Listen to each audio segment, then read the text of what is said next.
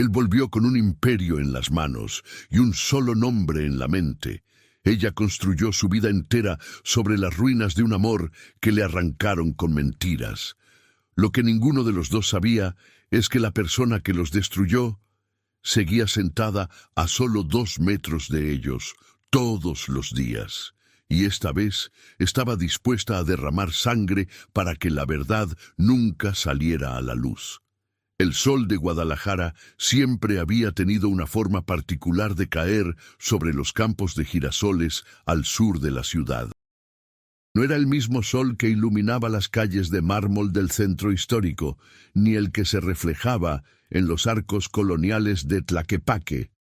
Era un sol diferente, cálido, honesto, sin pretensiones. El tipo de sol que hace que una niña de 8 años cierre los ojos, extienda los brazos y jure que ese momento durará para siempre. Laura Solís lo recordaba cada vez que quería. Y cada vez que lo hacía, le dolía de una manera que ningún logro, ningún diploma y ninguna victoria profesional había podido sanar del todo. Aquella tarde, con el cabello lleno de pétalos amarillos y los pies descalzos sobre la tierra húmeda, había tomado la mano de un niño de 9 años que la miraba como si ella fuera lo más importante del universo. Miguel Altamirano. El niño de los ojos oscuros y la sonrisa torcida que siempre le guardaba el mejor girasol del campo. El que corría más rápido pero siempre se frenaba para esperarla. El que nunca necesitó decirle que la quería porque ella lo leía en cada cosa que hacía. Cuando sea grande, le había dicho ese día, con la solemnidad que solo tienen los niños cuando dicen cosas que en realidad significan todo. Voy a casarme contigo, Laura. Ella se había reído, pero también lo había creído. Eso fue hace 20 años. Ahora Laura tenía 28, un título de derecho con mención honorífica colgado en la pared de su departamento en la colonia Chapalita, y un corazón que había aprendido a latir sin esperar nada de nadie. Había construido su vida con la disciplina fría de quien sabe que el suelo puede moverse en cualquier momento. Cada logro, cada examen ganado, cada caso resuelto, había sido un ladrillo más en el muro que levantó entre ella y el pasado. Pero los muros, por más sólidos que parezcan, siempre tienen grietas. Y esa mañana, mientras cruzaba el lobby de mármol del corporativo Altamirano con su portafolio bajo el brazo y el café todavía caliente en la mano, algo la detuvo en seco. No fue un sonido, no fue una voz, fue una presencia, el tipo de presencia que el cuerpo reconoce antes de que la mente tenga tiempo de procesar. La clase de reconocimiento que no se aprende ni se entrena, que simplemente vive en algún lugar del instinto más primario y no pide permiso para activarse. Laura alzó la vista hacia el corredor principal y lo vio. Alto, distinto, con un traje oscuro que no necesitaba etiqueta visible para gritar dinero. El cabello negro peinado con esa precisión que solo se aprende viviendo en otro mundo. Caminaba con la calma de quien sabe exactamente a dónde va y no tiene prisa porque el destino ya le pertenece. Cada paso era una declaración silenciosa, cada gesto calculado sin esfuerzo. Pero fue cuando se giró y sus ojos oscuros barrieron la sala que Laura sintió que el suelo bajo sus pies dejaba de ser sólido. Miguel Altamirano había vuelto y la estaba mirando directamente a ella. Antes de que la historia continúe, necesito pedirte algo muy especial. Si llegaste hasta este momento, es porque algo en esta historia ya te atrapó. Entonces, haz clic en suscribirse si todavía no lo has hecho. Deja tu like, porque eso nos ayuda muchísimo a seguir creando contenido como este. Y cuéntanos en los comentarios desde dónde estás viendo este video. Nos encanta saber desde qué rincón del mundo nos estás acompañando esta noche. Ahora sí. Sigamos. 10 años. 10 años habían pasado desde la última vez que Laura vio a Miguel Altamirano. 10 años desde que desapareció de su vida sin una llamada, sin una carta, sin una explicación que tuviera algún sentido. Solo el silencio absoluto de alguien que aparentemente había decidido que ella no valía la pena. O eso le habían hecho creer. Porque lo que Laura Solís no sabía en ese momento, lo que no había sabido en todos esos años, era que la historia que le contaron nunca había sido la verdad. Pero eso vendría después.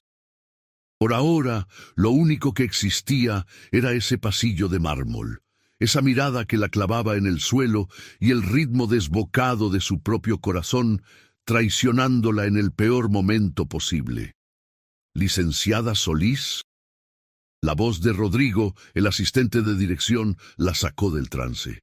La reunión es en 10 minutos. El señor Altamirano ya subió. Laura parpadeó, asintió, se obligó a respirar. Ya voy, dijo con una voz que sonó mucho más estable de lo que se sentía. Pero mientras caminaba hacia el elevador, con los tacones resonando sobre el mármol, una sola pregunta le daba vueltas en la cabeza a velocidad de vértigo. ¿Él la había reconocido? La respuesta llegó más rápido de lo que esperaba. El elevador se abrió en el piso 12. La sala de juntas estaba al fondo del corredor, con sus paredes de vidrio, dejando ver la ciudad extenderse hacia todos los horizontes. Era una vista que Laura amaba. Esa mañana no la vio. Porque en cuanto entró, Miguel Altamirano levantó los ojos de los documentos que tenía frente a él, y por un segundo, solo un segundo, algo cruzó su expresión que no tenía nada que ver con los negocios. Fue apenas un destello. Después, volvió a ser el mismo hombre frío e impenetrable que había entrado caminando al lobby. «Buenos días», dijo con una voz grave que Laura no recordaba así de profunda. «Tomen asiento, por favor». Los otros abogados del equipo obedecieron. Laura también lo hizo. Y durante la siguiente hora, escuchó hablar al hombre que la había amado de niño, como si nunca lo hubiera conocido. Pero sus manos, ocultas bajo la mesa, no dejaron de temblar ni un momento. La historia de los Altamirano era la historia de Guadalajara misma. O al menos eso decían los que llevaban décadas siguiéndola. Don Ernesto Altamirano había construido un imperio desde cero. Empezó en los años 80 con una pequeña empresa de distribución de materiales de construcción en el mercado de abastos. Y, con una combinación de visión, trabajo brutal y alianzas estratégicas, transformó ese grano de arena en uno de los grupos corporativos más poderosos del occidente de México. Bienes raíces, agroindustria, transporte, tecnología. El grupo Altamirano tocaba casi todo, y Miguel era el único heredero. Lo que la gente no sabía, lo que muy pocos sabían, era que detrás del brillo del apellido había una historia de traiciones que todavía no terminaba de escribirse. Miguel tenía 18 años cuando su padre lo llamó a su despacho con esa expresión que usaba cuando las noticias eran malas, pero ya estaban decididas. El despacho olía a cigarro apagado y café frío. Afuera, el jardín de la hacienda de Tlajomulco brillaba bajo la tarde de octubre. Miguel recordaría ese olor y esa luz el resto de su vida. «Vas a irte a estudiar a Chicago», le dijo don Ernesto sin rodeos y sin mirarle a los ojos. «Ya está arreglado». Miguel no entendió. Tenía todo aquí, sus estudios, sus planes, su vida, y tenía a Laura. «Papá, yo no quiero». «No te estoy preguntando qué quieres». Don Ernesto cerró el folder que tenía sobre el escritorio. «Hay cosas que necesitas aprender que no se aprenden aquí, y hay situaciones que necesitan tiempo para resolverse». «¿Qué situaciones?». Miguel lo preguntó 3 veces. Las 3, su padre cambió el tema. Lo que nadie le dijo, lo que tampoco le dijeron a Laura, era que alguien había puesto algo sobre el escritorio de don Ernesto, que lo había convencido de que la relación entre su hijo y la hija de su exempleada era un problema que había que eliminar. Cartas, fotos, una historia fabricada con tanto cuidado que parecía completamente real. Y la mano detrás de todo eso tenía nombre: Dolores Robles. Dolores Robles llevaba 15 años trabajando en la casa Altamirano cuando decidió que servir no era suficiente. Era una mujer de mirada calculadora y paciencia infinita. Había aprendido a moverse entre las sombras de esa hacienda con la discreción de quien sabe que el poder verdadero no se grita, se teje lentamente, hilo por hilo, durante años, con la calma de alguien que juega ajedrez en una mesa donde los demás creen que están jugando damas. Tenía una hija, Valentina. Y desde que Valentina aprendió a caminar, Dolores supo que esa niña estaba hecha para más que una vida de carencias. El plan no nació de un día para otro. Nació de la observación, de entender quién era quién dentro de esa familia, cuáles eran sus puntos débiles, sus miedos, sus vanidades. Don Ernesto era un hombre de negocios brillante, pero con una sola obsesión: la continuidad del apellido, y esa obsesión lo hacía vulnerable. Cuando Dolores entendió que Miguel y Laura eran algo más que amigos de infancia, que lo que había entre ellos era la clase de amor que echa raíces y no se mueve, supo que tenía que actuar, porque si Laura se convertía en parte de los Altamirano, no habría espacio para Valentina, y sin Valentina cerca del heredero, el plan se derrumbaba. Así que Dolores fabricó una mentira tan bien construida, tan documentada, tan creíble, que ni el propio don Ernesto tuvo razones para dudarla. Le presentó evidencia de que la madre de Laura, una mujer sencilla y honesta que había trabajado toda su vida como cocinera en la hacienda, había estado robando dinero de las cuentas domésticas durante años. Números alterados, recibos modificados, testimonios de empleados que en realidad eran aliados de Dolores, todo inventado, todo perfectamente ejecutado. Y para asegurarse de que Miguel no volviera a buscar a Laura, añadió algo más: una carta con la firma falsificada de Laura, en la que supuestamente ella le decía a una amiga que Miguel era solo un pasatiempo, que nunca lo había amado de verdad, que lo único que le importaba era el apellido y el dinero. Don Ernesto leyó esa carta y la creyó. Miguel nunca supo que existía. Lo que sí supo Miguel fue el dolor. El dolor de subirse a un avión con una maleta y la convicción de que algo no cuadraba, pero sin las herramientas para probarlo. El dolor de llegar a Chicago en noviembre, con el frío del lago Michigan calándole los huesos, pensando en campos de girasoles y en una niña que solía reírse con toda la cara. El dolor de marcar el número de Laura 20 veces en sus primeras semanas allá y escuchar siempre el mismo mensaje de que el número no estaba disponible. ¿No disponible? Le escribió cartas físicas, con su dirección en Chicago en el remitente. Ninguna tuvo respuesta. Le pidió a un amigo que fuera a buscarla. El amigo le dijo que la familia Solís se había mudado, que nadie sabía a dónde. 10 años construyendo poder en silencio. 10 años de estudio obsesivo, de alianzas internacionales, de convertirse en el heredero que su padre quería. Pero nunca, ni un solo día, dejando de hacerse la misma pregunta: ¿por qué no hubo ni una sola señal de vida?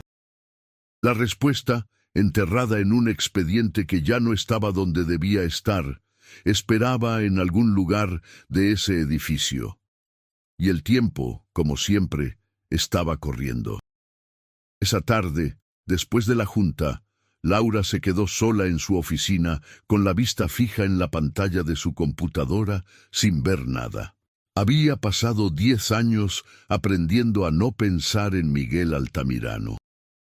Había construido una disciplina mental que le permitía trabajar, concentrarse, avanzar, sin dejar que el pasado se filtrara por las grietas. Era buena en eso, era muy buena, pero hoy esa disciplina había durado exactamente lo que tardó en verlo entrar por esa puerta. Tocaron a su oficina. «Adelante», dijo, con el tono neutral que usaba para los casos difíciles. La puerta se abrió y Miguel Altamirano entró solo, sin asistentes, sin el escudo profesional que había usado durante toda la junta. Se quedó de pie frente a su escritorio y la miró con esa intensidad que, Laura lo supo de inmediato, no era la de un jefe con su empleada. Era la de alguien que lleva 10 años guardando algo y finalmente lo tiene frente a frente. «Laura», dijo, solo su nombre, sin título, sin apellido. Ella se puso de pie, porque sentir que él tenía ventaja de altura mientras ella estaba sentada era algo que no iba a permitir. «Señor Altamirano», respondió, con una frialdad que le costó todo lo que tenía. Miguel frunció el ceño levemente. «¿Así vamos a hacer esto? No sé de qué habla». «Creo que sí sabes». El silencio entre los dos era denso, eléctrico. Laura podía sentir cada segundo de esos 10 años apilándose en ese cuarto pequeño, presionando desde todas las paredes. «Si hay algo relacionado con el trabajo que necesite mi atención, con gusto lo atiendo mañana», dijo ella, tomando su portafolio. «Ahora, si me disculpa, tengo que revisar unos contratos antes de que cierren los juzgados». Pasó junto a él, y cuando su hombro rozó el de Miguel al cruzar la puerta, ambos se detuvieron. Solo un segundo, pero ese segundo duró una eternidad. «No me fui porque quise, Laura». Ella no se dio la vuelta. No podía. Si lo hacía, él vería todo lo que había intentado esconder durante una década. «Ya no importa», murmuró y siguió caminando. Pero sus ojos, en el reflejo del vidrio del pasillo, la delataban. Sí importaba. Importaba todo. Valentina Robles entró a la empresa Altamirano 3 años después de que Miguel se fuera. Y lo hizo con la elegancia ensayada de quien lleva toda la vida preparándose para ese momento. Era inteligente. Eso nadie podía negárselo. Había estudiado administración de empresas con las becas que su madre, desde adentro, se había encargado de gestionar. Hablaba bien, se movía bien, sabía exactamente qué decir y a quién decírselo. En 5 años escaló desde asistente de ventas hasta directora de operaciones. Don Ernesto la quería, la consideraba de confianza, y eso era precisamente lo que Dolores había planeado.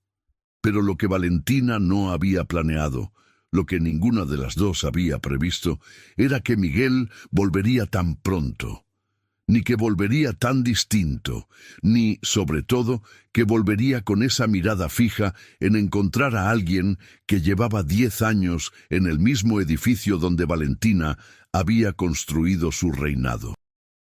La tarde en que vio como Miguel buscaba a Laura con los ojos en el lobby, algo se encendió en el pecho de Valentina que no era admiración, era miedo, y el miedo, en Valentina Robles, siempre se convertía en acción.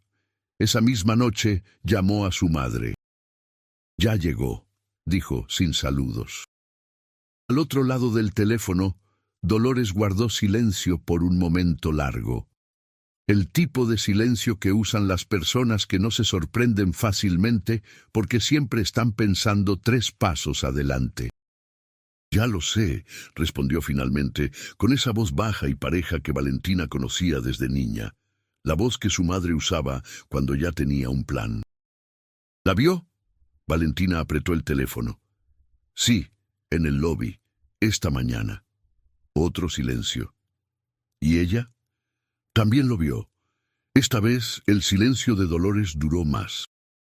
Valentina imaginó a su madre sentada en la pequeña casa de la colonia Oblatos, donde se había retirado 2 años atrás, con esa expresión de siempre, ojos entrecerrados, boca apretada, mente trabajando como una máquina que nunca descansa.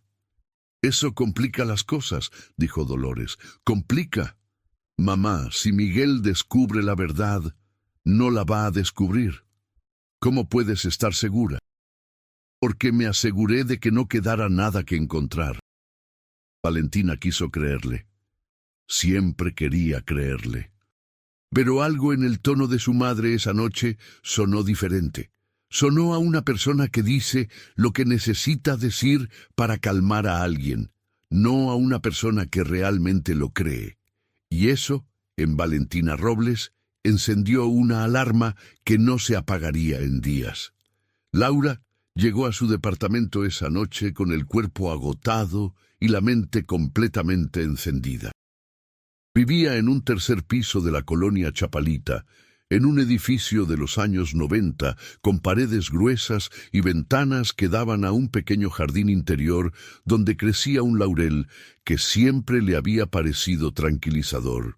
Se cambió la ropa, se hizo un té que nunca llegó a tomar y se sentó en el suelo de su sala con la espalda apoyada en el sofá y las rodillas dobladas contra el pecho. Así había pasado las noches difíciles desde los 18 años. Era una postura de niña. Lo sabía. Pero había cosas que el cuerpo no olvida, aunque el cerebro insista en que ya creció. Intentó ordenar lo que sentía. Lo intentó como si fuera un expediente. Hechos primero, emociones después. Era su método. Le funcionaba en el trabajo. Esa noche fracasó completamente. Porque los hechos eran simples. Miguel Altamirano había regresado. Era su jefe. La había reconocido. Le había dicho que no se fue porque quiso. Pero las emociones eran un desastre. ¿Le creía? Podía creerle después de 10 años de silencio absoluto. Después de las semanas en que ella esperó una llamada, una carta, algo, y no recibió nada. Después de haber llorado hasta que el cuerpo no produjo más lágrimas y luego se levantó y decidió que el dolor sería combustible en vez de ancla. Su madre nunca habló mal de Miguel, eso era algo que siempre le había llamado la atención. Silvia Solís, una mujer callada y trabajadora que había dado todo por su hija, simplemente dejó de mencionar el nombre Altamirano un día y nunca volvió a abrirlo. Como si esa familia fuera una herida que había que dejar cicatrizar sin tocarla. Laura marcó su número. «Mi hija», contestó Silvia después del segundo tono, con esa voz suave que siempre le devolvía algo de tierra bajo los pies. «Mamá, ¿puedo preguntarte algo?» Una pausa breve. «Claro. ¿Tú supiste alguna vez por qué nos fuimos de la hacienda? El silencio que siguió fue diferente al de siempre. No fue el silencio de alguien que piensa, fue el silencio de alguien que recuerda algo que duele». «¿Por qué me preguntas eso ahora, Laura?» «Porque Miguel Altamirano está de vuelta, es el nuevo presidente del corporativo, y necesito saber qué pasó de verdad». Esta vez, la pausa duró tanto que Laura pensó que la llamada se había cortado. «Mamá». «Sí, aquí estoy». «¿Qué pasó?» Silvia Solís exhaló despacio, y en ese sonido pequeño y cansado, Laura oyó el peso de algo que su madre había cargado sola durante 10 años. «Ven el sábado», dijo al fin. «Te cuento en persona». Los siguientes días en el corporativo fueron una prueba de resistencia que Laura no había anticipado. Miguel Altamirano dirigía con una precisión que dejaba sin argumentos a quienes pensaban que había llegado por apellido. Revisaba cada contrato, cuestionaba cada cláusula, exigía explicaciones donde había ambigüedad y tomaba decisiones con una velocidad que dejaba a los abogados corriendo para ponerse al día. Era el tipo de jefe que no gritaba nunca, pero hacía que su silencio pesara más que cualquier grito, y tenía una memoria extraordinaria. En la segunda reunión de la semana, en medio de una revisión de contratos con proveedores, se detuvo en una cláusula de penalización que nadie más había cuestionado. «Esto está mal», dijo, señalando con el dedo un párrafo en la página 4. El abogado que había redactado el contrato, un hombre de 40 años con 20 de experiencia, frunció el ceño. «Esa cláusula lleva 3 años igual, señor Altamirano. Ha sido revisada por personas que no leyeron el artículo 1796 del Código Civil Federal con suficiente atención», interrumpió Miguel con calma total. «Licenciada Solís, ¿me explica usted por qué esto es un problema?» Todos los ojos de la sala giraron hacia Laura. Ella no parpadeó, leyó el párrafo y supo exactamente lo que Miguel había visto. La cláusula establece una penalización por incumplimiento sin definir qué constituye incumplimiento, dijo, con voz firme. Lo que significa que en un litigio, el proveedor puede argumentar que cualquier retraso de su parte fue justificado y nosotros no tendríamos base legal sólida para cobrar. Llevaría años en tribunales. Miguel la miró. Solo un segundo. Pero en ese segundo había algo que los demás no pudieron leer. «Exacto», dijo. «Tiene hasta el viernes para reescribirla». Y siguió con el siguiente punto. Nadie más en esa sala entendió lo que acababa de pasar. Nadie más notó que Miguel le había dado esa tarea a ella específicamente, cuando había 6 abogados con más antigüedad en la empresa. Valentina Robles, sentada al fondo de la sala, con una tableta en las manos, sí lo notó, y apretó la mandíbula. El miércoles, Laura llegó temprano y se encontró con un sobre su escritorio. No tenía remitente, solo su nombre, escrito a mano con una letra que reconoció de inmediato, aunque llevaba 10 años sin verla. Lo abrió. Adentro había una sola hoja, sin encabezado, sin firma, solo una oración. «Necesito hablar contigo. Esta noche, 8 p.m., Café La Fábrica, Aves Chapultepec, no como jefe, como la persona que siempre fuiste para mí». Laura leyó la nota 3 veces, la dobló, la metió en su bolsa. Pasó las siguientes 4 horas trabajando con una concentración que fue puro teatro. A las 7:45 estaba cruzando la puerta del Café La Fábrica. El lugar tenía las paredes de ladrillo expuesto y focos cálidos colgando del techo, el tipo de atmósfera que en Guadalajara siempre se siente como una pausa de la ciudad. Olía a café recién molido y a algo dulce que venía de la cocina. Había gente suficiente para que la conversación fuera privada, pero no tan íntima que resultara incómoda. Miguel ya estaba ahí, en una mesa al fondo, con un café negro frente a él y la chaqueta colgada en la silla, sin corbata, sin el escudo del corporativo, solo él. Laura caminó hacia la mesa y se sentó frente a él sin decir nada. El mesero llegó, pidió un americano. Cuando el mesero se fue, el silencio entre los dos se instaló de nuevo, pero esta vez era diferente al de la oficina. Menos hostil, más cargado. «Gracias por venir», dijo Miguel. «Todavía no sé si fue buena idea». Él asintió, como si eso fuera exactamente lo que esperaba escuchar. «Lo entiendo. No estoy segura de que lo entiendas». «Laura». Su voz bajó de tono. «Pasé 10 años sin saber nada de ti. 10 años mandando cartas que nunca tuvieron respuesta. 10 años preguntándome qué hice mal». Algo se tensó en el pecho de Laura. «¿Cartas?», dijo despacio. «Sí. Las primeras semanas en Chicago te escribí 5 veces a la dirección de la hacienda. Nunca llegó nada de vuelta». Laura lo miró fijamente. «Yo nunca recibí ninguna carta. El silencio que siguió fue de otro tipo. No era el silencio incómodo ni el silencio tenso. Era el silencio de dos personas que acaban de ver, al mismo tiempo, el borde de algo que podría cambiarlo todo. ¿Ninguna? Preguntó Miguel, con la voz levemente alterada. Ninguna. Y te marqué al número que tenía. Siempre apagado o fuera de servicio. Miguel dejó el café sobre la mesa muy despacio. Mi padre me cambió el número antes de que me fuera. Dijo que era por seguridad, que ya me daría el nuevo cuando llegara. Nunca me lo diste. No lo tenía todavía. Y para cuando lo tuve, tú ya no contestabas. Los dos se quedaron mirándose al otro lado de la mesa con ese silencio nuevo.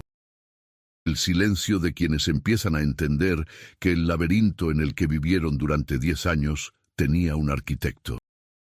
Que nada de lo que les pasó fue accidental. Fue Laura quien habló primero. ¿Por qué te fuiste?, preguntó con una voz que ya no tenía la frialdad de la oficina. ¿Cuál fue la razón real que te dio tu papá? Miguel tardó un momento. Me dijo que había problemas con ciertos empleados de la hacienda, que necesitaba que yo estuviera fuera del país mientras se resolvían. No me dio detalles. Cuando le insistí, me dijo que si de verdad quería heredar el corporativo, tenía que aprender a confiar en su criterio. «¿Empleados?», repitió Laura, sin inflexión, como probando el sabor de la palabra. «Sí». Ella abrió la boca. La cerró. Algo cruzó su expresión que Miguel no supo leer completamente. «Mi mamá también dejó la hacienda ese mismo año», dijo despacio. Sin explicación. Lo único que me dijo fue que ya no podía seguir trabajando ahí, que era mejor así. Miguel frunció el ceño. ¿Tu mamá nunca te explicó por qué? No, y yo dejé de preguntar porque cada vez que lo hacía, la ponía a sufrir. Laura tomó su café. Lo sostuvo sin beber. Pero el sábado me dijo que va a contarme, que ya es tiempo. Los dos guardaron silencio por un momento. Entonces Miguel dijo, con esa calma que es peor que cualquier urgencia: «Creo que alguien nos separó a propósito». Laura lo miró. «Yo creo lo mismo», respondió. Y en ese momento, en ese café de paredes de ladrillo en Guadalajara, con el ruido suave de la ciudad afuera y el olor a café recién molido entre los dos, algo comenzó a moverse. No el amor, que nunca se había ido del todo, sino la verdad, moviéndose lentamente hacia la superficie después de 10 años enterrada. Y alguien, en algún lugar de esa ciudad, lo iba a notar. Valentina Robles sabía muchas cosas. Sabía leer a las personas, sabía cuando una reunión iba a terminar mal antes de que comenzara. Sabía detectar las mentiras en los reportes financieros con la misma facilidad con la que otras personas detectan el clima. Y sabía, con la certeza que da el instinto entrenado, que algo había cambiado entre Miguel y Laura en menos de una semana. No eran las palabras, eran los gestos pequeños. La forma en que Miguel escuchaba cuando Laura hablaba en las juntas, un grado más de atención que con los demás. La forma en que Laura mantenía la postura demasiado controlada cuando él entraba a una sala, la rigidez de quien se obliga a no moverse naturalmente. Pequeñas traiciones del cuerpo que solo alguien entrenado en observar podía leer. El jueves por la tarde, Valentina se quedó sola en la sala de archivos después de que todos se fueron. Buscó algo específico. Un expediente de 10 años atrás, de cuando su madre todavía trabajaba en la hacienda. Un expediente que su madre le había dicho que ya no existía. Lo buscó durante 40 minutos. No lo encontró. Eso la tranquilizó un poco. Pero solo un poco. Porque si Miguel era tan meticuloso como parecía, era solo cuestión de tiempo antes de que empezara a buscar en los lugares correctos. Y si llegaba a encontrar, aunque fuera un hilo suelto del tejido que su madre había construido durante años, todo podría derrumbarse. Llamó a Dolores esa noche por segunda vez en la semana. «Tenemos que hablar en persona», dijo. esta semana. Valentina, estás exagerando. ¡Mamá! El nombre salió con más fuerza de la que pretendía. Se controló. Bajó la voz. Miguel y Laura estuvieron juntos fuera del corporativo esta noche. Alguien los vio en un café en Chapultepec. Silencio. ¿Y quién te dijo eso? Eso no importa.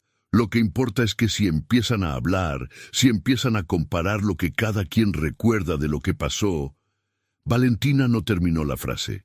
No necesitó terminarla, porque del otro lado, Dolores Robles ya estaba pensando. Y cuando Dolores pensaba de esa manera, las consecuencias nunca eran pequeñas. El sábado llegó con un cielo nublado y el olor a tierra mojada que Guadalajara tiene cuando se prepara para llover. Laura manejó hasta la casa de su madre en la colonia Tetlán, un barrio tranquilo y trabajador donde Silvia había comprado una casa pequeña años atrás con el dinero de su liquidación. Tenía bugambilias en la entrada y una jaula con un canario amarillo que cantaba de 10 a 11 de la mañana sin falta. Silvia la esperaba con el desayuno ya puesto. Huevos a la mexicana, frijoles negros, tortillas de la tortillería de la esquina y café de olla que olía a canela y piloncillo. El tipo de desayuno que dice, sé que esto va a ser difícil y te quiero preparada. Laura comió. Esperó. Sabía que su madre necesitaba llegar a las cosas a su propio ritmo. Fue hasta que recogieron los platos que Silvia se sentó al otro lado de la mesa con las manos cruzadas sobre el mantel y esa expresión de quien lleva mucho tiempo cargando algo muy pesado. Cuando te digo lo que voy a decirte, empezó con voz baja, quiero que recuerdes que todo lo que hice fue para protegerte a ti. ¿Me escuchas? Laura sintió algo frío recorriéndole la columna. Te escucho, mamá. Silvia respiró profundo. Me acusaron de robar, dijo. En la hacienda.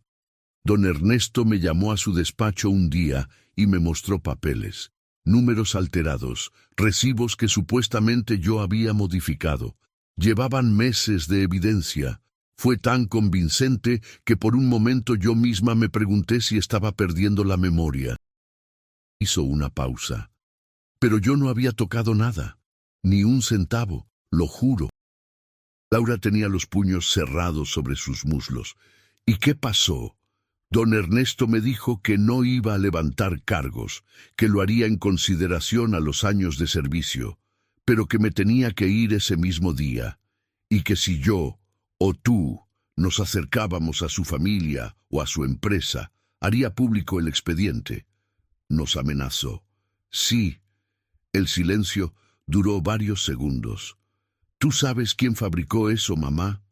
Silvia la miró a los ojos. Siempre lo sospeché, pero no tenía prueba. Era Dolores, la gobernanta. Bajó la voz, aunque estaban solas. Ella quería que su hija se quedara cerca del muchacho. Yo lo vi desde antes, cómo maniobraba, cómo hablaba de más en los momentos correctos. Pero para cuando entendí lo que estaba haciendo, ya era tarde. Laura se puso de pie despacio, caminó hasta la ventana. Afuera, el canario había dejado de cantar y las nubes se habían puesto más oscuras. ¿Y nunca dijiste nada?, preguntó, sin voltear. Tenía miedo, mija, tenía miedo de lo que pudieran hacernos. La voz de Silvia se quebró por primera vez. Eras muy joven. Tenías toda la vida por delante, y yo preferí que me odiaras por haberme ido que arriesgarte a que te hicieran daño. Laura giró. Su madre tenía los ojos brillosos y la espalda recta con la dignidad de siempre, pero en su cara se veía el peso exacto de una culpa que había cargado 10 años. Laura cruzó la cocina y abrazó a su madre sin decir nada. La abrazó fuerte, como lo habría hecho a los 18 si hubiera sabido la verdad. Y Silvia lloró, suavemente, contra el hombro de su hija con el alivio extraño de quien finalmente suelta algo que llevaba demasiado tiempo cargando solo. Pero mientras las abrazaba, la mente de Laura ya estaba trabajando. Porque si Dolores Robles había fabricado todo eso y su hija Valentina todavía estaba dentro del corporativo, el peligro no era pasado, era presente. El lunes siguiente, Laura llegó al corporativo 40 minutos antes de su horario. Necesitaba acceso al archivo central antes de que los demás llegaran. Como abogada del área corporativa, tenía autorización de acceso a contratos y expedientes de los últimos 15 años. Era un permiso que nadie había pensado restringirle, porque nadie imaginaba que ella tuviera razones para buscar lo que estaba buscando. Sabía que tenía que moverse con cuidado, no podía levantar sospechas. No podía pedirle ayuda a nadie dentro de la empresa todavía, porque no sabía hasta dónde llegaban los hilos que Dolores y Valentina habían tejido a lo largo de los años. Pasó 40 minutos revisando expedientes de personal del período correspondiente. La mayoría eran archivos normales, contratos de entrada, evaluaciones de desempeño, liquidaciones. Pero cuando llegó al expediente de Silvia Solís, encontró algo que le detuvo la respiración. El expediente estaba incompleto. Faltaban exactamente las páginas que habrían contenido los reportes de auditoría interna, las páginas que documentarían los supuestos robos. Arrancadas, no, porque los foliados seguían correlativos, simplemente no digitalizadas, lo que significaba que alguien en algún momento se había asegurado de que esos documentos no existieran en el sistema. Alguien que tenía acceso al área de archivos. Alguien con suficiente poder dentro de la empresa para hacerlo sin que nadie lo cuestionara. Laura cerró el expediente. Se quedó quieta un momento. Entonces sacó su teléfono y le escribió a Miguel un mensaje de 4 palabras. Necesitamos hablar, hoy. La respuesta llegó en menos de un minuto. Dime cuándo y dónde. Se encontraron al mediodía en el jardín del Hospicio Cabañas. Era un lugar donde nadie del corporativo iría a almorzar, y la arquitectura imponente de Orozco en el techo de la capilla mayor ponía las cosas en perspectiva de una manera que Laura necesitaba esa tarde. Miguel llegó a tiempo.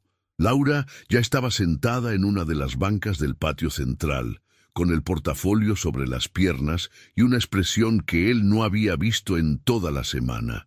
Urgente. ¿Qué encontraste?, preguntó, sentándose junto a ella. Lo suficiente para empezar a entender lo que pasó. Laura le contó todo, lo que le dijo su madre, los expedientes incompletos, la teoría que empezaba a tomar forma con nombres y motivos. Habló rápido pero con precisión, como en un alegato, porque su cerebro de abogada era el único que podía mantener el orden en ese momento. Miguel la escuchó sin interrumpir, con esa quietud de quien absorbe información a una velocidad que la mayoría de personas no percibe. Cuando Laura terminó, hubo un silencio. Valentina, dijo finalmente, y su madre. Miguel se pasó la mano por el cabello.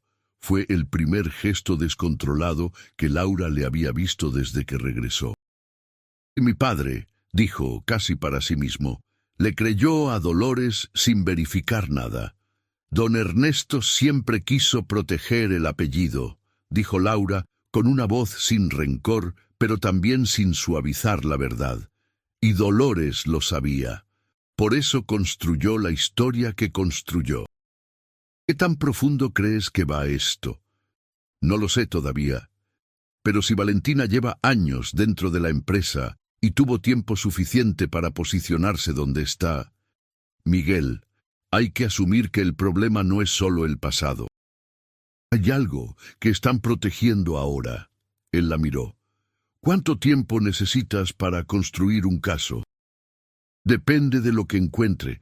Pero necesito acceso a los archivos financieros de los últimos 5 años, y eso está fuera de mi rango de autorización actual. Yo te lo doy. Si me lo das de golpe, Valentina va a saber que algo está pasando. Necesita parecer gradual, parte del proceso normal de revisión que haces desde que llegaste. Miguel asintió lentamente.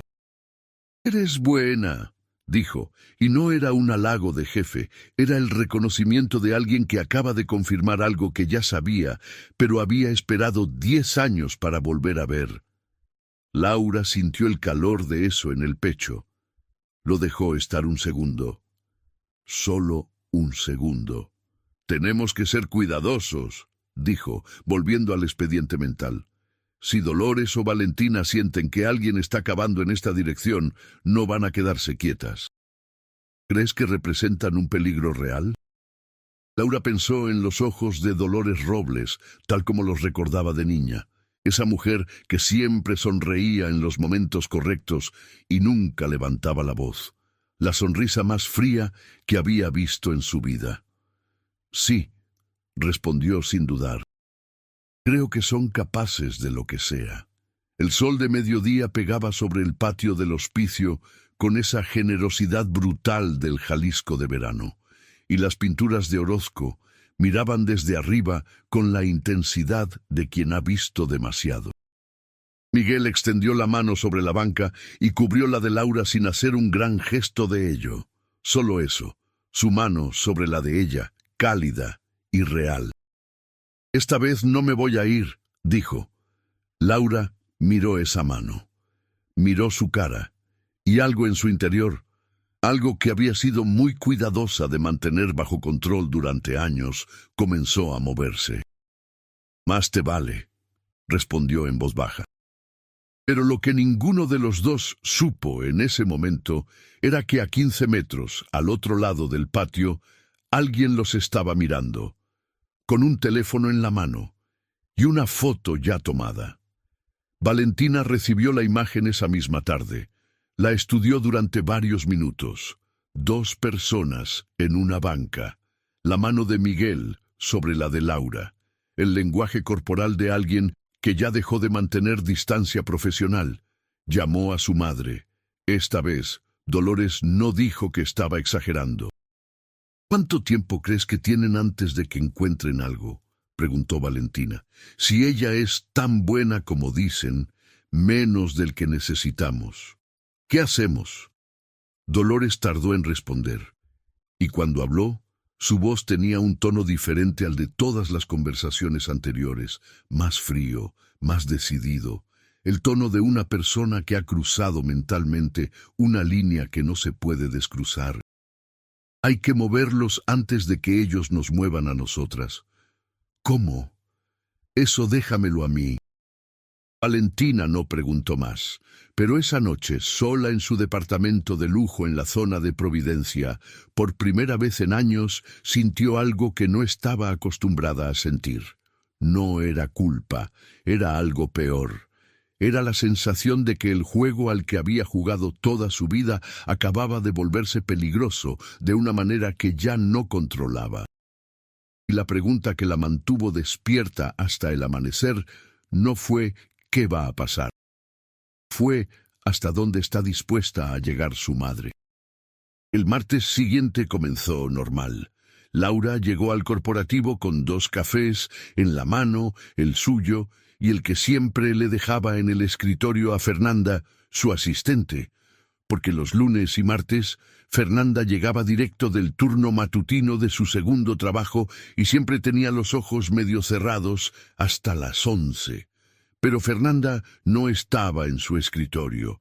Laura lo notó, pero no le dio importancia. Dejó el café, abrió su computadora. Tenía 3 contratos que revisar antes de las 10. A las 9:20, su teléfono vibró. Era un número desconocido. Contestó. ¿Licenciada Solís? La voz era de hombre, joven, nerviosa. Soy Javier, mensajero del corporativo. Tengo un paquete para usted que me pidieron que le entregara en mano. Solo a usted. ¿Puede bajar al lobby? Laura frunció el ceño. ¿Quién lo manda? No me dieron nombre, solo el nombre de usted y la instrucción. Algo en el tono de esa llamada no estaba bien. Era demasiado cargada de urgencia para ser un trámite normal, pero también podría ser Miguel moviéndose con discreción. En 10 minutos, dijo. Tomó su bolsa, tomó su teléfono, y antes de salir, le dejó un mensaje rápido a Miguel. Bajo al lobby. Alguien dice que tiene un paquete para mí. Bajó en el elevador. El lobby estaba con el movimiento habitual de media mañana. Recepcionistas, visitantes, personal de seguridad. Ningún mensajero. Laura esperó 5 minutos. Nadie se acercó. Estaba a punto de volver a subir cuando sintió que alguien se detenía junto a ella. Una mujer de unos 50 y tantos años, bien vestida, con el cabello oscuro recogido y unos ojos que Laura reconoció aunque hubieran pasado 10 años. Dolores Robles. Más delgada, más elegante, pero con la misma mirada de siempre. «Qué gusto verte, Laura», dijo con una sonrisa que no llegaba a los ojos. «¿Cuánto tiempo?» Laura no se movió, no retrocedió. Algo en su entrenamiento de abogada, en años de pararse frente a jueces y contrincantes difíciles, le dio la postura exacta que necesitaba en ese momento. «Dolores», respondió, con una calma que fue puro músculo mental. «Me alegra que hayas vuelto al corporativo». Dolores bajó la voz, aunque nadie estaba cerca. «Eres una mujer muy inteligente. Y las mujeres inteligentes saben cuándo una situación les conviene y cuándo no. ¿Qué quieres?» Dolores inclinó levemente la cabeza. «Quiero que entiendas que hay cosas que ya están acomodadas desde hace mucho tiempo, personas que llevan años construyendo algo, y que cuando alguien llega a desacomodar lo que otros construyeron, las consecuencias pueden ser complicadas para todos». Laura la miró directamente a los ojos. «¿Me estás amenazando?» «Estoy aconsejando», dijo Dolores, con esa voz suave que era más intimidante que cualquier grito. «¿Cómo lo haría alguien que te conoce desde que eras una niña y que de verdad no quiere que te pase nada malo?» El silencio entre las dos mujeres duró exactamente 3 segundos. Entonces Laura dijo, en voz baja y muy clara: «El consejo te lo agradezco. La amenaza no la tomo». Y giró para ir al elevador sin apresurarse, con la espalda recta y el paso firme, porque lo que Dolores necesitaba ver en ese momento era a una mujer que no tenía miedo. Aunque adentro su corazón latía a una velocidad que no era normal, porque si Dolores había venido en persona, si había arriesgado ese contacto directo después de 10 años de operar desde las sombras, solo podía significar una cosa: ya no se sentía segura. Y una persona que no se siente segura es una persona dispuesta a todo. Laura llegó al piso 12 con la adrenalina todavía corriendo. Entró directo a la oficina de Miguel sin tocar. Él la vio entrar y se puso de pie de inmediato, porque algo en su cara lo dijo todo antes de que ella abriera la boca.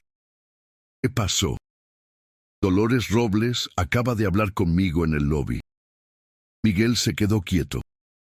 Laura le contó cada palabra, cada gesto, cada detalle que su memoria entrenada había registrado. Cuando terminó, Miguel caminó lentamente hasta la ventana y miró la ciudad durante un momento. «La movimos», dijo. «Sí, eso significa que hay algo que teme que encontremos». Laura se acercó. «Si ella está dispuesta a confrontarme directamente, el siguiente paso puede ser más que palabras. Necesitamos movernos rápido, y necesitamos hacerlo bien». Él se giró, y en su mirada, Laura encontró algo que no había esperado ver tan pronto. No era miedo ni cálculo frío de negocios. Era la expresión de un hombre que ya tomó una decisión desde antes de que la conversación comenzara. «Hay un auditor externo con quien trabajé en Chicago», dijo.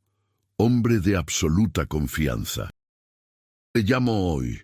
Eso es el corporativo, pero también hay algo personal en esto, Miguel. Tu padre necesita saber la verdad». «Lo sé». Su voz se tensó apenas, como suele pasar cuando la herida está cerca. Pero primero necesito tener algo en la mano, no palabras, pruebas. De acuerdo. Los dos se miraron, y en ese espacio pequeño entre ellos, con la ciudad de Guadalajara brillando afuera y la amenaza de Dolores todavía flotando en el aire, algo cristalizó. No era solo la historia que los había separado, no era solo el corporativo, o las mentiras, o los expedientes incompletos, era que estaban juntos otra vez, y esta vez ninguno de los dos pensaba dejar que nadie los separara. Lo que no sabían, lo que todavía estaba enterrado en un sobre sin abrir en el fondo de una cajuela de auto en un estacionamiento de Tlaquepaque, era que las pruebas más devastadoras no eran las que Laura había encontrado en los archivos.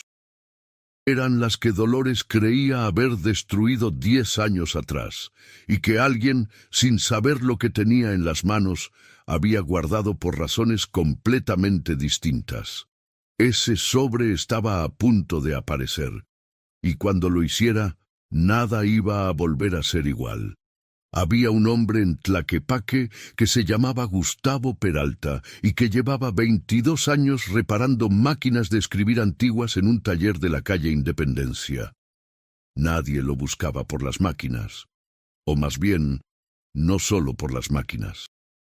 Gustavo había sido contador de la hacienda Altamirano durante casi 8 años, hasta que un día de noviembre de hace 10 años le entregaron su liquidación sin explicación y le pidieron que vaciara su escritorio antes de las 5 de la tarde. Nunca supo exactamente por qué. Las versiones que circularon entre el personal hablaban de una reestructura, de recortes, de cambios de administración. Ninguna versión era igual.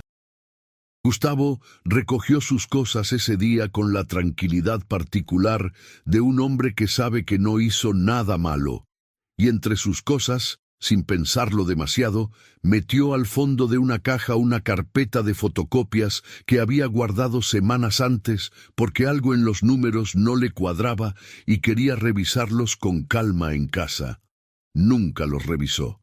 La caja terminó en el cajón de una bodega, debajo de otras cajas, debajo de años de vida acumulada. Y ahí se quedó. Hasta que su sobrino, limpiando la bodega para hacer espacio, la encontró y le preguntó si la tiraba. «No», dijo Gustavo, sin saber muy bien por qué. «Déjala ahí». Esa carpeta llevaba 10 años en esa bodega.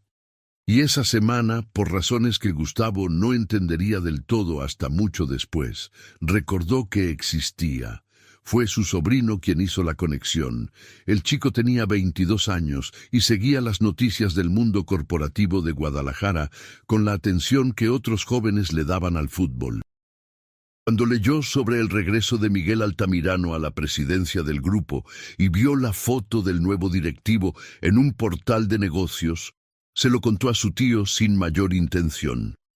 ¿Altamirano? Gustavo dejó la lupa sobre el escritorio. El hijo de don Ernesto. El mismo. Dicen que viene con todo, que ya está revisando todo el corporativo desde cero. Gustavo se quedó callado un momento.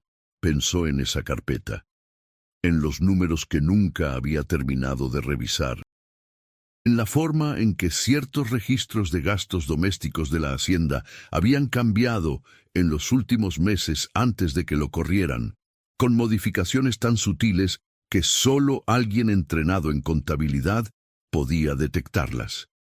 «Dame esa caja que encontraste», le dijo a su sobrino. Laura recibió la llamada el miércoles por la tarde. No era un número que reconociera. Pero algo en la voz del hombre al otro lado, tranquila, directa, con el tono de quien tiene información y sabe el peso de lo que está a punto de decir, la hizo escuchar. «Soy Gustavo Peralta. Fui contador de la hacienda Altamirano. Creo que tengo algo que usted necesita ver». Laura se puso de pie. «¿Cómo consiguió mi número? Pregunte a quien le importa. Lo que importa es que tengo documentos originales». con fechas, con firmas, con los números reales de lo que pasó con las cuentas domésticas hace 10 años. El silencio de Laura duró exactamente 2 segundos. ¿Cuándo podemos vernos? Se reunieron esa misma tarde en el taller de Gustavo, entre máquinas de escribir y el olor particular a aceite y metal viejo. Laura fue sola. No porque no quisiera avisarle a Miguel, sino porque necesitaba ver primero qué había en esa carpeta antes de involucrar al heredero del apellido que estaba en todos esos documentos. Gustavo Peralta era un hombre de unos 60 años, delgado, con lentes de armazón grueso y manos que decían que trabajaba con precisión, sin drama, sin teatralidad. Simplemente puso la carpeta sobre el mostrador y dejó que Laura la abriera. Eran fotocopias de registros contables, 12 páginas. Con anotaciones a mano en los márgenes, hechas por alguien que entendía perfectamente lo que estaba mirando. Laura tardó 15 minutos en leer todo. Cuando terminó, levantó la vista. «Usted sabe lo que esto significa». «Sé lo que significaba para mí cuando lo vi en ese entonces», dijo Gustavo, «que alguien estaba manipulando los registros de gastos para hacer parecer que otra persona los estaba robando. Alguien con acceso interno, alguien que conocía los sistemas. ¿Tiene los originales?» «Tengo las fotocopias. Los originales nunca los tuve, pero las fotocopias tienen fecha, tienen los números de folio originales. Y tienen estas». Señaló las anotaciones a mano. «Mi letra, mi firma al margen. Soy el testigo de lo que esos números decían antes de que alguien los cambiara». Laura miró las páginas otra vez. Ahí, con toda la claridad que da el blanco y negro de un documento contable, estaba la prueba de que Silvia Solís no había robado nada. Estaba la prueba de que alguien había alterado los registros para fabricar una mentira. Y en una de las páginas, en la esquina inferior, había una inicial manuscrita que Gustavo no había notado o no había querido notar en su momento. Una D mayúscula, con una rúbrica característica. Laura la conocía, la había visto esa misma semana en el lobby del corporativo. Dolores.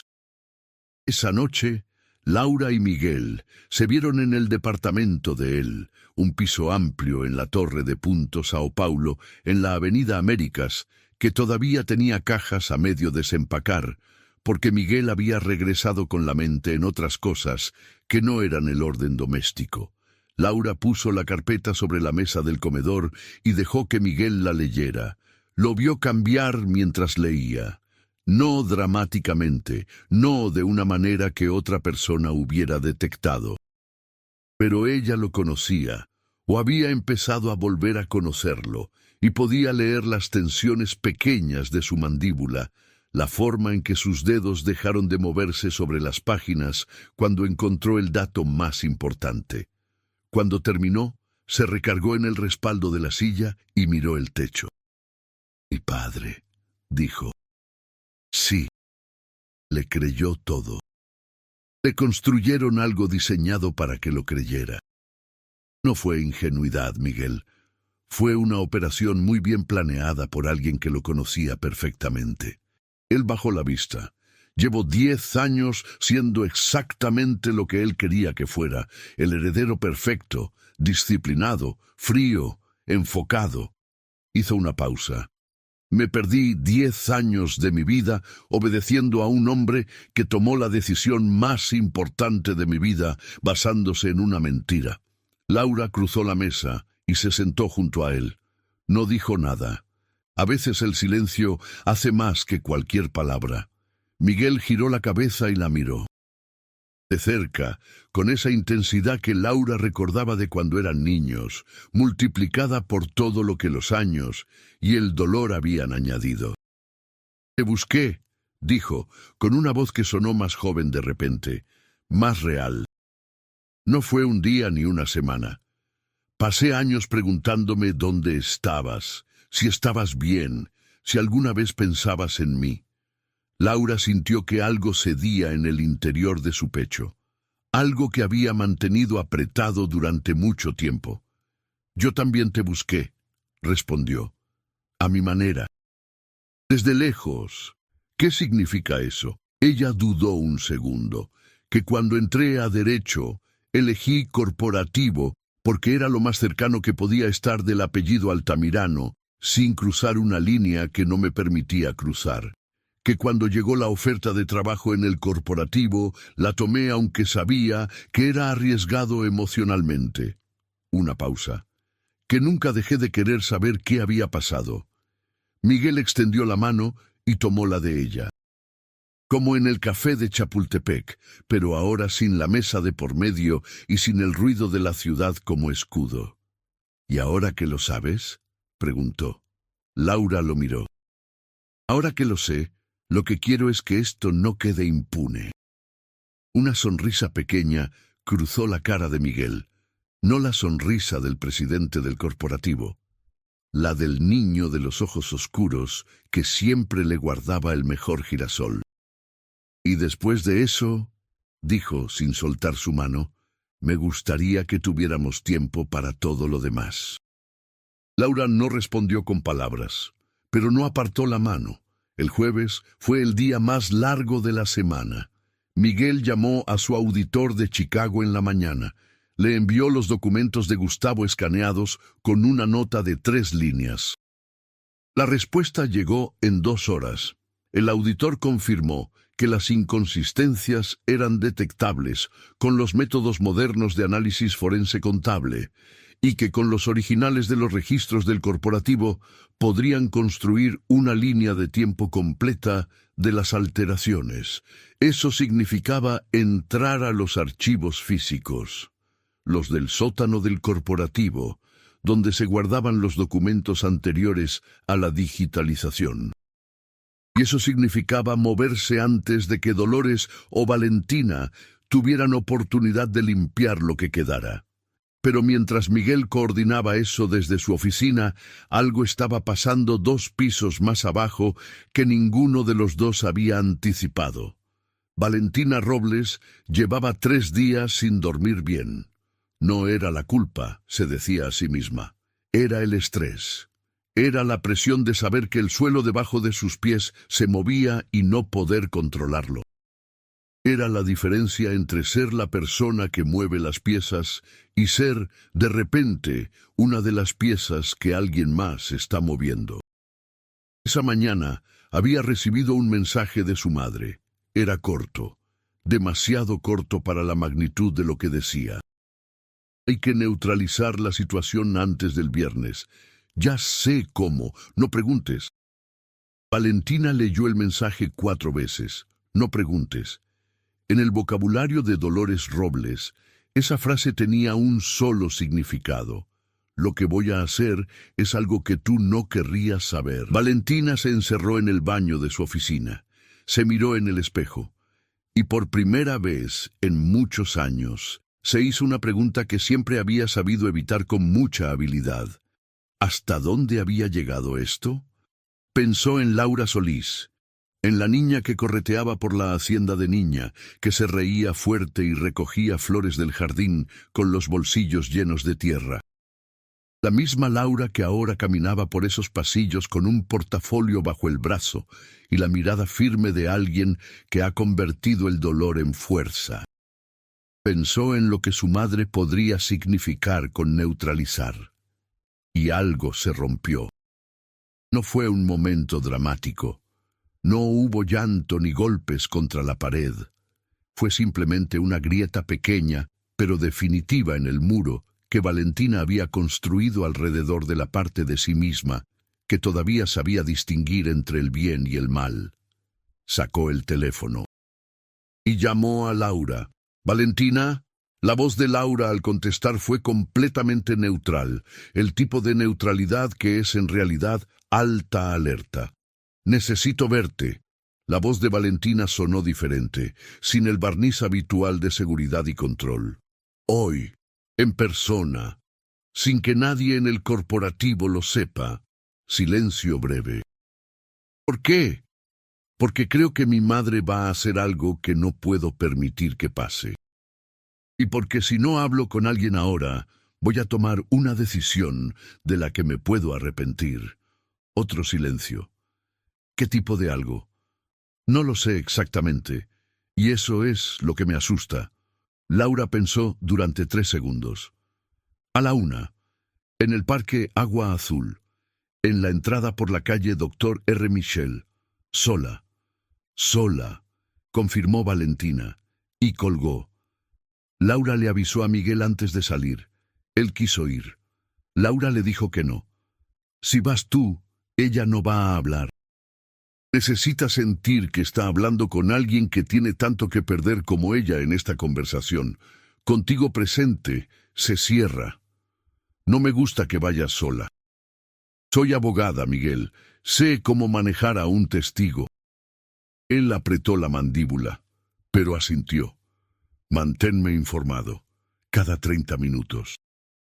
El Parque Agua Azul, a la 1 de la tarde, tenía esa calma particular de los lugares verdes en medio de una ciudad grande. Niños corriendo cerca de la fuente, señoras mayores caminando despacio, el ruido sordo de la ciudad funcionando afuera de sus límites.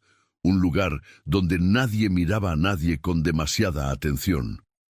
Valentina ya estaba ahí cuando Laura llegó, sentada en una banca alejada, con lentes oscuros y sin el traje del corporativo.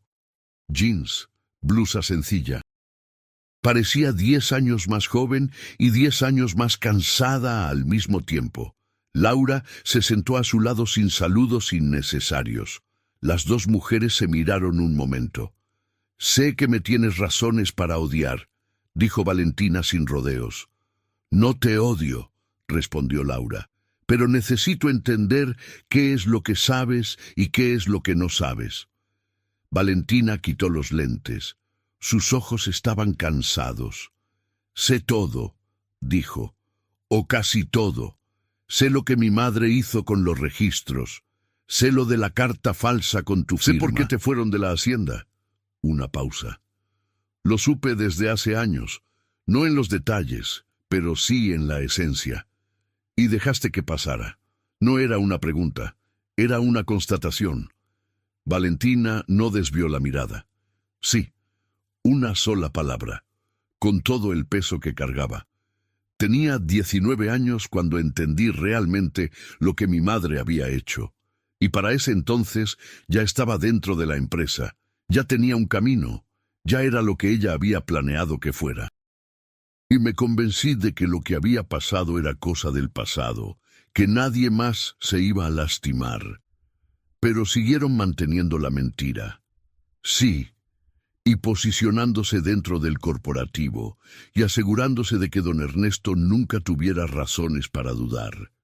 Sí. Laura respiró. ¿Qué cambió hoy? Valentina volvió a ponerse los lentes. Miró hacia la fuente donde los niños corrían. El mensaje de mi madre esta mañana. Sacó el teléfono. Le mostró la pantalla a Laura. Laura leyó. Hay que neutralizar la situación antes del viernes. ¿Qué crees que significa eso? Conozco a mi madre, dijo Valentina con una voz que sonó muy quieta. Y sé que cuando dice que ya sabe cómo hacer algo, y pide que no le pregunten, no está hablando de papeles. Las dos mujeres se miraron. ¿Tienes idea de qué está planeando? No con certeza, pero sé que tiene contactos que no son personas de oficina. Y sé que en el pasado, cuando algo amenazó sus planes, hubo accidentes que nunca se investigaron bien. Laura sintió un frío que no tenía nada que ver con la temperatura del parque. ¿Qué tipo de accidentes? Hace 7 años, el contador que había antes que yo encontrara mi posición actual empezó a hacer preguntas sobre ciertas irregularidades. Valentina bajó la voz. 3 semanas después tuvo un accidente de coche en la carretera a Zapopan. Sobrevivió, pero quedó fuera del mercado laboral por más de 1 año. Nunca volvió al corporativo. El silencio entre las dos fue absoluto. Valentina, dijo Laura, con la voz muy clara, Necesitas decirme todo lo que sabes, con nombres, fechas y detalles, y necesitas estar dispuesta a declararlo. Si declaro, mi madre va a prisión. Sí. Valentina se quedó mirando la fuente. Laura esperó. Sabía que este era el momento en que la presión era insoportable, y empujar más podía romper lo que todavía no estaba roto. 30 segundos. 40. 1 minuto. ¿Puedes protegerme?, preguntó Valentina finalmente. Puedo construir un caso que te distinga como testigo colaborador. No hay garantías absolutas, pero hay una diferencia enorme entre cooperar y no cooperar. Laura la miró. Y Valentina, si tu madre está planeando lo que creo que está planeando, la única forma de detenerla eres tú. Otro silencio largo. Entonces Valentina asintió, despacio, con la expresión de alguien que acaba de cruzar una línea que sabe que no tiene regreso. Tengo documentos, dijo, guardados fuera de la empresa, por si acaso. Los guardé hace 3 años cuando empecé a sentir que algo podía salir mal. Laura parpadeó. ¿Qué tipo de documentos? Correos, transferencias, instrucciones de mi madre sobre cómo manejar ciertos registros. Una pausa. Y la carta original, la que tiene la firma falsificada tuya. El mundo se detuvo por un segundo. La carta original, la prueba más directa, la que unía todos los hilos, la que demostraba no solo la manipulación contable, sino la intención deliberada de destruir una relación y una vida. Laura mantuvo la compostura con toda la fuerza que tenía. ¿Dónde están? En una caja de seguridad en un banco de la colonia americana. Valentina sacó una llave pequeña de su bolsa, la puso en la mano de Laura. Por si algo me pasa antes de que esto termine. Laura miró la llave, la envolvió en su mano. Nada te va a pasar, dijo, con una firmeza que era tanto promesa como estrategia legal. Pero a partir de ahora necesitas hacer exactamente lo que yo te diga. ¿Entendido? Valentina miró a la mujer que había crecido junto a ella en la hacienda, a quien su madre había empujado fuera del camino, y asintió. Entendido. Lo que siguió fueron las 36 horas más intensas que Laura había vivido en su carrera. Llamó a Miguel desde el coche, le contó todo. El silencio de él al escuchar lo de la carta falsificada duró 5 segundos que Laura sintió como 5 años. La carta, dijo finalmente, la carta original, con evidencia pericial que puede confirmar la falsificación. ¿Laura? Su voz era muy tranquila, demasiado tranquila. ¿Estás bien? Estoy bien, necesito que hagas algo ahora mismo. Dime.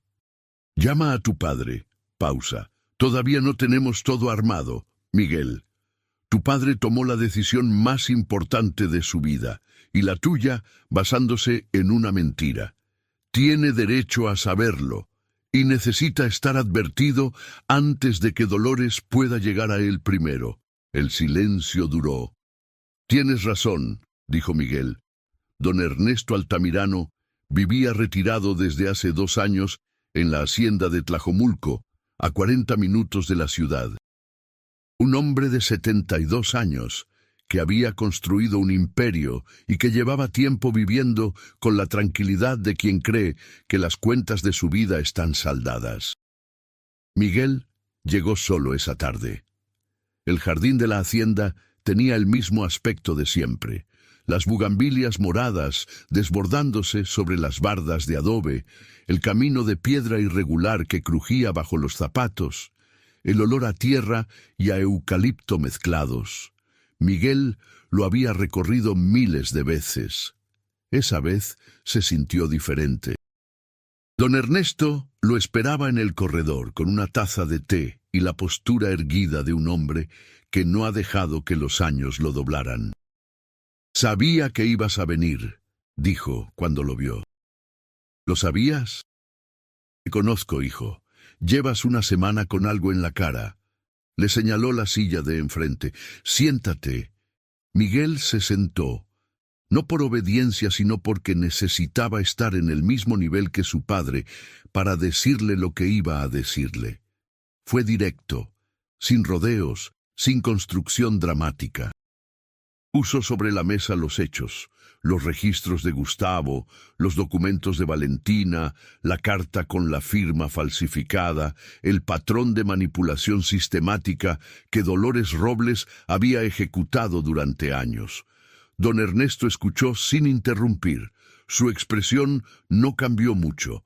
Solo se fue poniendo más quieta, con esa quietud que no es calma, sino la parálisis de una mente que está procesando algo demasiado grande. Cuando Miguel terminó, el silencio duró varios minutos. «La carta», dijo don Ernesto finalmente, con una voz que sonó vieja de repente. «¿La tenías tú también?» «No la vi hasta ahora». «Yo la vi», dijo el viejo mirando al jardín, «y la creí, porque estaba escrita de una manera que...» Se detuvo. Dolores sabía cómo convencerme, sabía qué decirme y cómo presentarlo. «Papá, la corrí a tu madre de esta casa», dijo don Ernesto, y en su voz había algo que Miguel nunca le había escuchado: vergüenza. «A una mujer honesta que llevaba 15 años trabajando aquí, con una mentira, y mandé a mi hijo al otro lado del mundo para que no pudiera descubrirlo». Miguel no dijo nada. «¿Qué necesitas de mí? Que autorices la auditoría forense completa y que estés disponible para testificar sobre lo que Dolores te presentó como evidencia». Don Ernesto asintió, lentamente, pero sin dudas. «¿Y la muchacha?», preguntó. «Laura». «Está bien, es la persona más fuerte que he conocido en mi vida». El viejo lo miró con esa expresión de padre que ve al hijo y reconoce algo que lleva tiempo esperando ver. «¿La quieres?» Miguel no dudó. «Siempre la he querido». Don Ernesto asintió de nuevo. Se puso de pie con el esfuerzo que cuesta hacerlo cuando los años ya pesan, caminó hasta donde estaba su hijo y le puso la mano en el hombro. «Entonces arregla lo que rompieron», dijo. «Arréglalo todo». El viernes llegó con el peso de todo lo que estaba a punto de moverse. A las 9 de la mañana, el auditor externo ya estaba instalado en el sótano del corporativo con acceso completo autorizado por el presidente. A las 10, Valentina entregó formalmente su declaración ante notario público, con los documentos de la caja de seguridad como respaldo. A las 11, Laura presentó ante el área legal una solicitud formal de investigación interna que llevaba su firma y la de Miguel. Valentina no fue al corporativo ese día. Dolores Robles tampoco supo lo que estaba pasando hasta las 2 de la tarde, cuando uno de los contactos que tenía dentro del edificio le mandó un mensaje de 3 palabras. «Están moviendo todo». Dolores llamó a su hija. No contestó. Llamó de nuevo. Nada. Entonces llamó al corporativo directamente, pidiendo hablar con el señor Altamirano. La recepcionista le dijo que el señor Altamirano estaba en reunión y no podía atender llamadas externas. Reunión. Dolores entendió en ese momento lo que significaba esa palabra. Lo que también entendió, con la claridad fría de alguien que lleva décadas calculando, era que el juego había terminado. No de la manera que había planeado, no de la manera en que había imaginado cuando veía a su hija crecer y pensaba que todo ese trabajo silencioso iba a dar frutos que durarían generaciones, sino de la única otra manera posible, derrumbándose. La llamada de la fiscalía llegó esa misma tarde. Dolores Robles fue citada a declarar al día siguiente, no como detenida todavía, como persona de interés en una investigación de fraude corporativo y falsificación de documentos. Pero los abogados de Miguel ya habían presentado suficiente para que el juez emitiera una medida cautelar que le impedía salir del país. En el corporativo, cuando la noticia circuló entre el personal, el silencio fue de esos que dicen más que cualquier conversación. La gente que había trabajado junto a Valentina durante años se miraba entre sí con esa mezcla de sorpresa y reconocimiento de quienes sienten que siempre sospecharon algo, pero nunca tuvieron los elementos para nombrarlo. Laura estaba en su oficina cuando Miguel tocó la puerta. Entró, cerró la puerta. Se quedó de pie frente a ella con esa expresión de cuando algo muy grande acaba de terminar y todavía no se tiene claro qué significa exactamente. «Ya está», dijo. «Ya está», repitió ella. El auditor encontró alteraciones sistemáticas en los registros durante un período de 8 años. Con lo que declaró Valentina y los documentos de Gustavo, el caso es sólido. ¿Y Valentina? Cooperó completamente. Su abogado ya está negociando las condiciones. Una pausa. Creo que en algún punto supo que quería salir de esto. Solo necesitaba que alguien le diera la puerta. Laura asintió. Se quedaron mirándose en ese cuarto pequeño. Con la ciudad afuera y 10 años de historia lenta y dolorosa entre los dos, pero también con algo diferente ahora. El espacio limpio que deja la verdad cuando finalmente llega. «¿Qué sigue ahora?», preguntó Laura. Miguel caminó hacia ella, despacio, con la misma calma con la que hacía todo, pero con algo en los ojos que era completamente distinto al presidente del corporativo. «Lo que sigue», dijo, deteniéndose frente a ella, «es lo que debió seguir hace 10 años». Laura no retrocedió. «Eso es mucho tiempo perdido, Miguel». «Sí». Extendió la mano y le apartó un mechón de cabello de la cara con un gesto que tenía la memoria de todos los años que no habían podido estar juntos. «Pero también es mucho tiempo pensando en ti, mucho tiempo queriendo llegar hasta aquí». Laura sintió el calor de esa mano contra su mejilla y no se obligó a ser fría esta vez. No había razón para hacerlo. «Yo también pensé en ti», dijo, con una honestidad que le costó y que aún así salió completa. «Más de lo que me gustaba admitir. ¿Y ahora?» Ella lo miró los ojos oscuros que recordaba desde los 9 años, la misma intensidad multiplicada por todo lo que habían vivido separados, el mismo hombre construido con más capas pero hecho del mismo material fundamental. «Ahora», dijo Laura, «quiero que me cuentes los últimos 10 años. Todo, sin resumir». Una sonrisa cruzó la cara de Miguel, genuina, amplia, la primera que Laura le veía así desde que regresó. «Eso va a tomar tiempo». «Tenemos tiempo». Y cuando él inclinó la cabeza y la besó despacio y con la certeza de quien ha esperado lo suficiente como para no apresurarse, afuera la ciudad de Guadalajara seguía siendo la misma de siempre, ruidosa, luminosa, imperfecta y completamente viva. 3 meses después, don Ernesto Altamirano viajó personalmente a la casa de Silvia Solís en la colonia Tetlán. Llegó sin asistentes, sin chofer. Llegó como el hombre viejo y cansado que es cuando se quita el traje de patriarca. Llamó al timbre, esperó. Cuando Silvia abrió la puerta y lo vio, se quedó quieta. Su cara no mostró rencor, tampoco bienvenida, solo la expresión de una mujer que ha aprendido a no desperdiciar emociones en personas que no sabe si las merecen todavía. «Señora Silvia», dijo don Ernesto, «vengo a pedirle perdón». Silvia lo miró durante un momento largo, luego abrió más la puerta. «Pase», dijo, «el café está listo».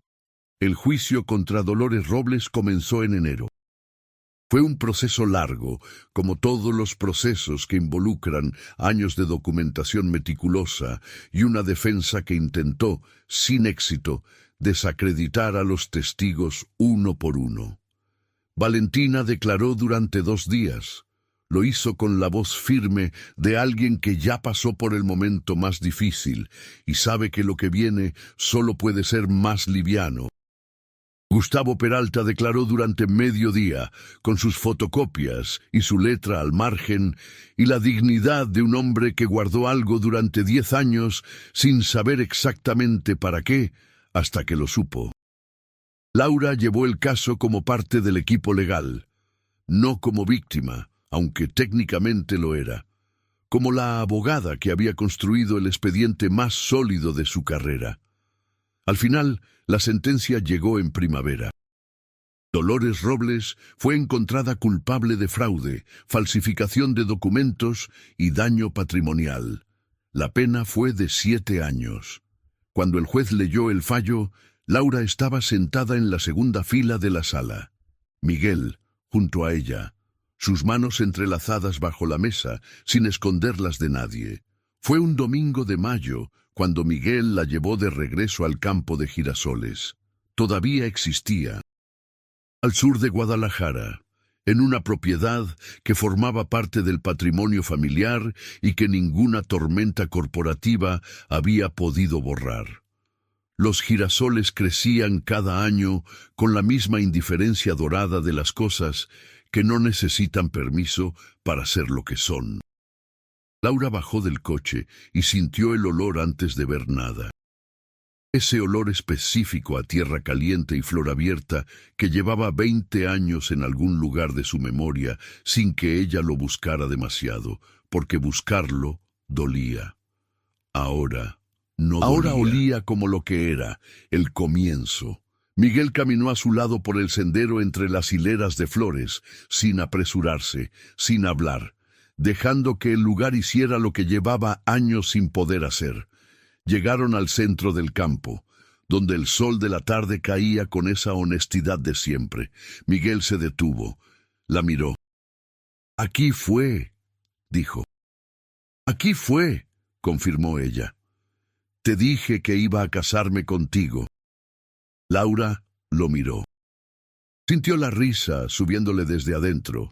No de nervios ni de incomodidad, sino de esa alegría profunda y un poco sorprendida de quien recibe algo que dejó de esperar hace mucho.